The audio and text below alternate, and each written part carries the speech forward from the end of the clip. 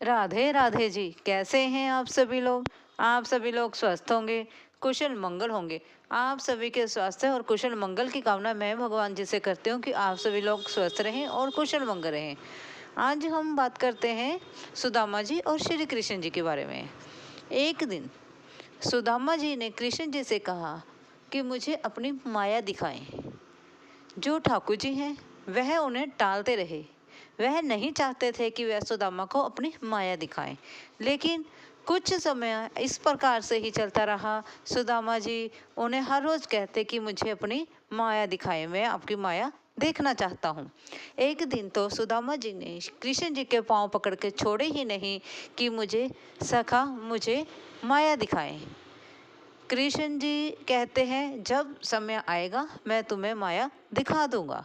इतना कहकर कृष्ण जी वहां से चले जाते हैं।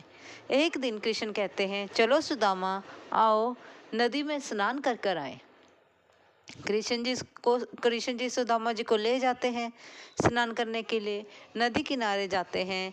जब वह स्नान करने के लिए पानी में उतरते हैं और जब सुदामा जी पानी में उतरते हैं वह देखते हैं और कृष्ण जी भी साथ में उतरते हैं, वह देखते हैं सुदामा जी देखते हैं कि जैसे कि पानी में बाढ़ आ रही होती है। और जैसे ही वह एक डुबकी लगाकर ऊपर आते हैं वह देखते हैं कि कृष्ण जी तो पानी से बाहर आ गए हैं और कपड़े पहन रहे हैं, पीतम्बर पहन रहे हैं। लेकिन सुदामा जी को क्या लगता है जैसे कि बाढ़ आ रही है और वह फिर से डुबकी लगाने के लिए अंदर चले जाते हैं। यूं ही वह अंदर जाते हैं वह क्या देखते हैं कि कुछ अद्भुत सा होने लगता है। उसे उन्हें ऐसे लगता है जैसे कि वह नदी से बाहर आ गए हों और बाहर एक हथनी खड़ी है जो कि हार लिए खड़ी है। वह सुदामा जी के गले में हार पहना देती है और वहाँ के जो गांव वासी होते हैं वह कहते हैं कि अब हम आप हमारे राजा बन गए हैं। सुदामा कहते हैं वह कैसे? लोग कहते हैं कि हमारे राजा की मृत्यु हो गई है। यह हथनी जिस किसी को भी हार पहना देती है वह हमारे राजा बन जाते हैं। इस प्रकार से सुदामा जी राजा बन जाते हैं। जब वह राजा बनते हैं तो महल में चले जाते हैं। सुदामा देखते हैं क्या मैं राजा बन गया हूँ और मेरा इतना बड़ा महल है। और उनका राजकन्या के साथ शादी हो जाती है। शादी भी हो जाती है। फिर कुछ समय बाद उन्हें ऐसे लगता है जैसे कि मानो कि उनकी जो पत्नी होती है वे बीमारी से ग्रस्त हो जाती है और उनकी मृत्यु हो जाती है। जो काल है उन्हें अपनी आहोश में ले लेता है। इस प्रकार से सुदामा जी रोए जा रहे हैं, रोए जा रहे हैं। गांव वाले उन्हें कहते हैं हे राजन, आप इस गांव के राजा हैं। इस गांव में सुख दुख चलता आता है, मृत्यु जीवन यह भगवान की माया है। हमें इसमें मोहित नहीं होना चाहिए, हम इससे प्रभावित नहीं होना चाहिए। लेकिन सुदामा जी रोए जा रहे हैं। वह देख रहे हैं कृष्ण जी की आंखों में आंसू नहीं है। इस प्रकार से जब वह रोए जा रहे होते हैं और उन्हें उनकी पत्नी को संस्कार के लिए ले जाया जाता है तो सुदामा जी को कहा जाता है चले सुदामा जी आप उन्हें अग्नि दे दीजिए। लेकिन सुदामा जी जो होते हैं वह कहते हैं कि पत्नी को अग्नि देने से पहले मैं स्नान करना चाहता हूँ। तो जो राज महल के जो उनके सेवक होते हैं वह सुदामा को नदी के किनारे ले जाते हैं और उन्हें स्नान कराने के लिए जब वह स्नान करने के लिए सुदामा नदी में उतरते हैं वह देखते हैं कि डुबकी जैसे ही लगाने लगते हैं और वह देखते हैं कि कृष्ण जी जो हैं पीतम्बर पहन रहे होते हैं। और फिर जब वह नदी से बाहर आते हैं स्नान करने के बाद वह देखते हैं कि सब कुछ पहले की तरह ही हो जाता है। कोई राजमहल नहीं होता, कोई पत्नी नहीं होती, कोई अग्नि संस्कार नहीं करना होता, कुछ नहीं करना होता। तब वह समझते हैं कि यह तो कृष्ण की माया है। तो वह कृष्ण जी को कहते हैं कि कृष्णा सखा ये तुम्हारी कैसी माया है। तब कृष्ण जी उन्हें समझाते हैं कि मेरी माया है, मेरी सब कुछ मेरी माया से ही हो रहा है। जीवन मृत्यु सब माया से है। जो मुझसे प्रेम करता है वह मेरी माया को समझ पाया है, मेरी माया से परे है, क्योंकि मेरी माया उसे प्रभावित नहीं करती है। मुझसे प्रेम करने वालों को मेरी माया का कोई डर नहीं है, उन पर कोई असर नहीं करती है।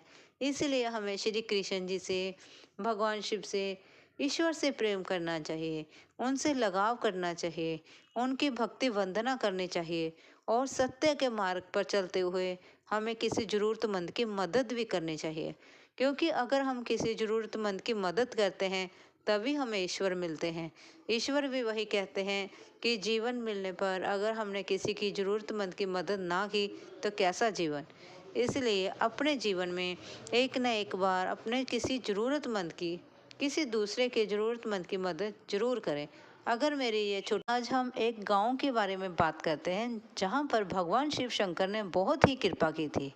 एक व्यक्ति था जिसका नाम भोला था। वह भगवान शिव का बहुत बड़ा भक्त था।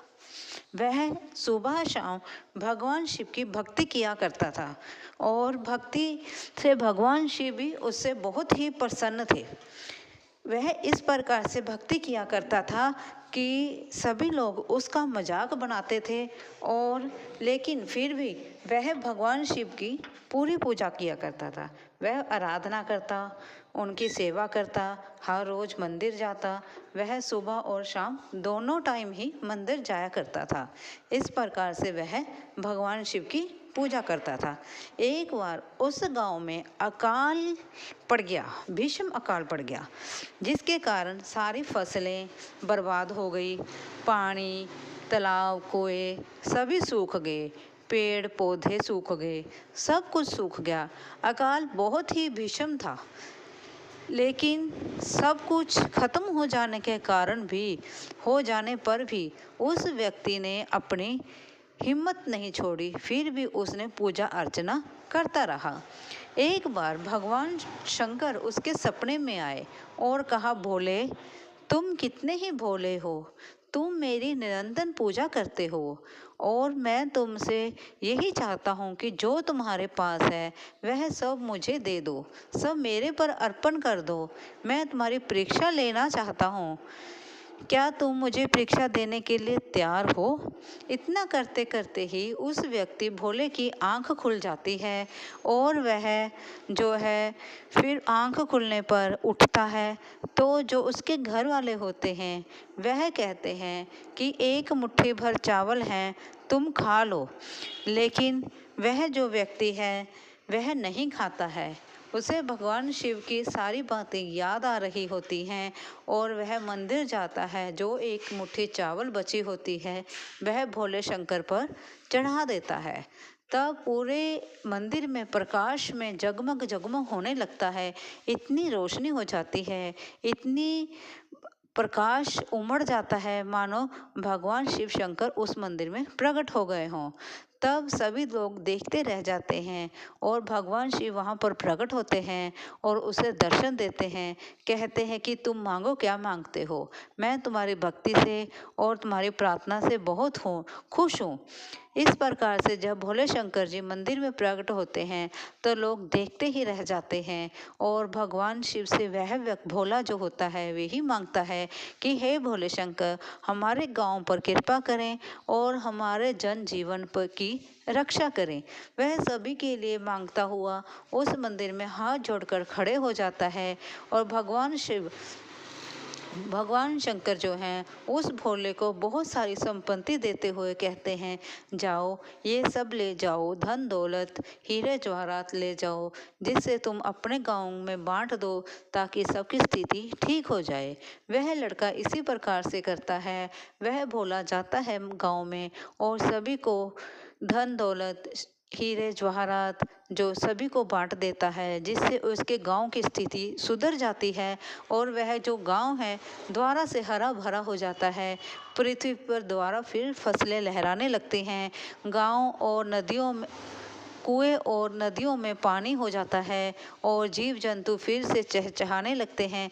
इस प्रकार से उस भोले ने अपने गांव की स्थिति को सुधारा। जब हम भगवान के शरण में जाते हैं भगवान हमसे कुछ नहीं छुपाते हैं। इसलिए हमें भी उस भोले की तरह भगवान की शरण में जाना चाहिए। अगर हमारे को कोई परेशानी जीवन में सता रही है तो भगवान पर छोड़ दें।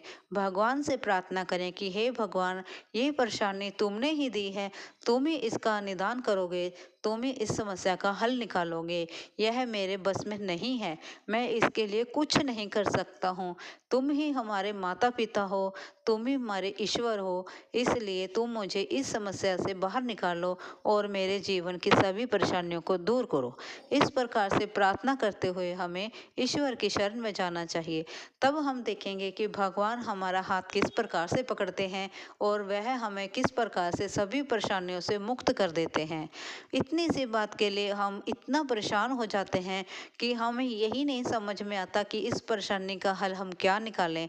जब हमें कुछ समझ ना आए तो भगवान के पास जाएं और उससे प्रार्थना करें, हे ईश्वर, मेरी इस समस्या का हल निकालो, मुझे इस परेशानी से बाहर निकालो। इस परेशानी के लिए मैं कुछ नहीं कर पा रहा हूँ, आप ही हमारी मदद करें। इस प्रकार से प्रार्थना करते हुए ईश्वर को पुकारें, ईश्वर जरूर आएंगे। अगर आपको यह मेरी वीडियो अच्छी लगी हो, प्लीज़ लाइक और सब्सक्राइब जरूर करें। धन्यवाद जी। जैसे कि आप सभी जानते हैं, आज बसंत पंचमी है। माघ शुक्ल पक्ष की पंचमी को बसंत पंचमी का त्यौहार मनाया जाता है। यह त्यौहार माता सरस्वती के लिए मनाया जाता है, जो ब्रह्मा जी की पत्नी है। यह माता सरस्वती माता जो है ब्रह्मा जी के मुख से उत्पन्न हुई थी और यह पत्नी उनकी ब्रह्मा जी की कहलाई। माता सरस्वती जी जो हैं वह ज्ञान की देवी हैं और यह सफ़ेद वस्त्र पहने हुए होती हैं, हाथ में वीणा लिए होती हैं, सादगी और सुंदरता की यह मूर्त मानी जाती हैं। माता सरस्वती जो है वह हमें संगीत, संचार, नए मौसम का आभास कराती हैं। जब माघ शुक्ल पक्ष की पंचमी आती है तब से जो है मौसम बदलना शुरू हो जाता है। सुंदर सुंदर, मीठी मीठी, ठंडी ठंडी, मीठी मीठी हवाएं चलने लग जाती हैं, जो हमारे मन को बहुत ही लुभाती हैं। सृष्टि में संचार होना शुरू हो जाता है। जीव जंतु, कीट पतंगे सब में उमंगे भर जाती हैं, जो बसंत पंचमी से शुरू होता है। बसंत पंचमी माता सरस्वती के निमित्त होने के कारण माता सरस्वती जो है वह बुद्धि की देवी मानी जाती है, ज्ञान की देवी मानी जाती है, जो हमारे जीवन में ज्ञान की रोशनी फैलाती हैं। और आप सभी जानते हैं कि ज्ञान के बिना तो सब अंधेरा है। पैसा, रुपया, जो भी हम कार्य करते हैं बिना ज्ञान के वह अधूरा माना जाता है। क्यों? चाहे हमारे पास जितना मर्जी पैसा हो, जितना मर्जी धन दौलत हो, जब तक हम उसे ज्ञान के जरिए, अपनी बुद्धि के जरिए सही ढंग से संचार नहीं करेंगे, सही ढंग से उन्हें प्रयोग नहीं करेंगे, तब तक हमारे लिए कोई भी चीज़ जो है मायने नहीं रखती है। क्योंकि हम उन्हें, जैसे कहते हैं ना, पैसा तो पैसे को खींचता है, पैसा भी पैसे को तभी खींचेगा जब हम उसे अपनी बुद्धि से सही कार्य में प्रयोग करेंगे। माता सरस्वती जो हमें ज्ञान देती है, विद्या देती है, जिससे पढ़ लिख कर हम बहुत अच्छे कार्य करते हैं। सिर्फ हम ये नहीं कह सकते कि माता सरस्वती की पूजा करने से हम कुछ डॉक्टर बन जाएंगे, इंजीनियर बन जाएंगे, अध्यापक बन जाएंगे। लेकिन माता सरस्वती की पूजा हमारे लिए उतनी ही जरूरी है जितना कि हमें पढ़ना लिखना जरूरी है। इसलिए जो हमारे शिक्षक हमें ज्ञान देते हैं, हमारे लिए वह भी पूजनीय है, क्योंकि वे भी हमें ज्ञान देते हैं। वे भी हमारे लिए माता सरस्वती के जैसे ही हुए, क्योंकि माता सरस्वती हमें ज्ञान देती है तो हमारे अध्यापक भी हमें ज्ञान देते हैं। बसंत पंचमी वाले दिन लोग मीठे मीठे पीले रंग के चावल बनाते हैं, पीले रंग के लड्डुओं का परिधान है, पीले वस्त्र पहनने का परिधान है। लोग पीले वस्त्र पहनकर पीले रंग के पकवान बनाते हैं, जैसे कि पीले रंग के मीठे चावल, नमकीन चावल, मीठे मीठे पीले रंग के लड्डू हो गए। इसी प्रकार से पीले रंग का जो यह चलन चला आ रहा है, जो पीतम्बर भगवान श्री कृष्ण जी के लिए भी हैं।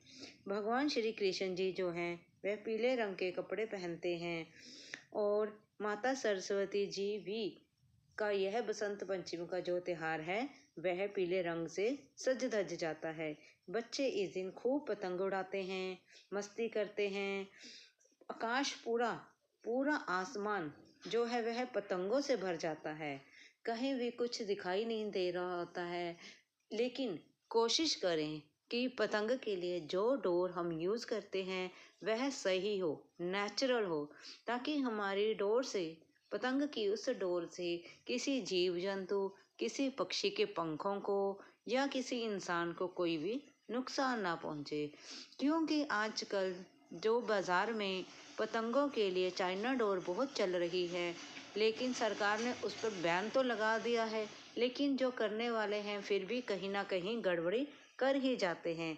इसलिए हमें चाइना डोर से दूर रहकर हमें नेचुरल ही, नॉर्मल जो थ्रेड होता है, अपनी इंडियन जो पतंग की डोर होती है उसी के साथ पतंग जो है उड़ाने चाहिए। और हमें इस दिन खूब गौ माता की सेवा करनी चाहिए। गौशाला जाएं, गौओं को चारा डालें, उनकी सेवा करें। सर्दी का मौसम होता है, थोड़ा उन्हें गुड़ वगैरह खिलाएं, नमक खिलाएं, ताकि जो गौएं हैं हमारी स्वस्थ रहें। और गौ माता में कहते हैं सभी देवी देवताओं का वास होता है, उसी प्रकार से हमें उनकी भी पूजा करनी चाहिए। हम देखते हैं जहाँ कहाँ, यहाँ वही गौएं जो सड़क पर घूम रही होती हैं, लोग उन्हें परेशानी में आकर जब वह रास्ता नहीं देती हैं तब उन्हें डंडे से भगा देते हैं। हमें ऐसा नहीं करना चाहिए। गौ माता हमारी माता है, उनकी भी सेवा करें। और यह जो बसंत पंचमी का त्यौहार है, आप सभी धूमधाम से मनाएं और अपने मोहल्ले वालों के साथ प्रेम पूर्वक इकट्ठे होकर एक ही जगह एकत्रित होकर ही मनाएं। कोशिश करें जो पतंग है वह छत पर ना उड़ाते हुए किसी खुले मैदान में जाकर उड़ाएं, ताकि कई बार हम देखते हैं बच्चों की डोरें जो होती हैं वह खंबे में, कोई बिजली वाले में या बिजली की तारों में लिपट जाती हैं। उनकी पतंग जो होती है वह कई बार बिजली की तार में जो वह फंस जाती है, पेड़ में फंस जाती है, तो बच्चे उन्हें उतारने के लिए बहुत जतोयत्न करते हैं। कई बार उन बिजली के खंभों में करंट होता है तो हमें जान माल का नुकसान हो जाता है। इसीलिए हमें उन चीज़ों से दूर रहना चाहिए। अगर हमारा पतंग फंस गया है, कहीं अटक गया है तो उसे छोड़ दें। आप खूब पतंग लाएं ताकि हम किसी हादसे का शिकार ना हो। अपने बच्चों को पतंग अगर आप दिलाकर लाते हैं तो अपनी निगरानी में उनसे पतंग उड़ाएं, क्योंकि पतंग उड़ाते उड़ाते बच्चों को यह ही नहीं समझ आता कि वह किस किनारे पर पहुंच गए हैं। और कई बार तो हम देखते हैं कि बच्चे छत से गिर जाते हैं। कृपया इस प्रकार का ध्यान रखें। पतंग उड़ाएं, मस्ती करें, मौज मस्ती का त्यौहार है और खूब खूब फले फूले इंजॉय करें, लेकिन अपनी चौकसी में, अपने माता पिता की निगरानी में। और माता पिता को भी चाहिए कि अपनी निगरानी में ही बच्चों को हम पतंग उड़ाने दें, क्योंकि पतंग एक ऐसी चीज़ कि पतंग को आसमान में उड़ते देखकर बच्चे बहुत खुश होते हैं। आइबो आइबो काटे करते हुए, वह यही नहीं देखते हैं कि हम उस शाम में किस किनारे की तरफ चल गए हैं। कई बार तो बच्चे यूं ही किनारे पे सटक जाते हैं और पतंग को पेड़ से उतारने के लिए वह बहुत ही जद्दोजहद करते हैं और धड़ाम से नीचे गिर जाते हैं। ऐसा ना करें। खुले मैदान में पतंग उड़ाएं, मस्ती करें, खूब ठहाके लगाएं, हंसें और यह मस्ती भरे दिन को, इस खुशहाल और अच्छे खूबसूरत दिन को एंजॉय करें। आज तो जो बसंत पंचमी है, वाकई ही बसंत पंचमी लग रही है, क्योंकि भगवान की तरफ से भी खूब सारे बारिश हो रही है। हमारे यहाँ बहुत सुबह से रात से काफ़ी ज़्यादा बारिश हो रही है, खूब मींह पड़ रहा है। सड़कें जो है थपाथप पानी से, छपाछप पानी से भर गई हैं। आसमान में भी हवा और जो नमी है वह बूंदों के रूप में छाई हुई हैं। हवा भी बहुत तेजी से चल रही है, मानो कि ठंड आ रही है या जा रही है, कुछ पता ही नहीं चल रहा है कि सर्दी आ रही है या सर्दी जा रही है। क्योंकि आसमान जो है बारिश से भरा हुआ है, पानी से भरा हुआ है, हवा भी खूब चल रही है। इस मौसम में हम पतंग तो नहीं उड़ा सकते, लेकिन हम अपने घर में गाने वाने लगाकर, माता के भजन लगाकर तो एंजॉय कर ही सकते हैं।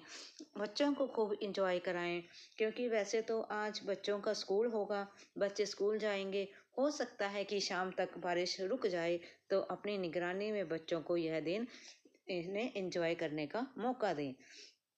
और अपने बच्चों को माता सरस्वती जी के बारे में भी बताएं, उन्हें कुछ ज्ञान दें। आज के बच्चों को किताबों में और मोबाइल में ही घुसे रहते हैं, लेकिन बच्चों को सब कुछ पता है कि माता सरस्वती कौन है, ये बसंत पंचमी क्यों मनाई जाती है, लेकिन फिर भी अपने बच्चों को थोड़ी सी आप माता सरस्वती जी के बारे में बताएं, ताकि अगर हम अपने बच्चों को अपनी संस्कृति के बारे में बताएंगे तो बच्चों को ही तभी पता चलेगा कि हमारी भारतीय संस्कृति क्या है।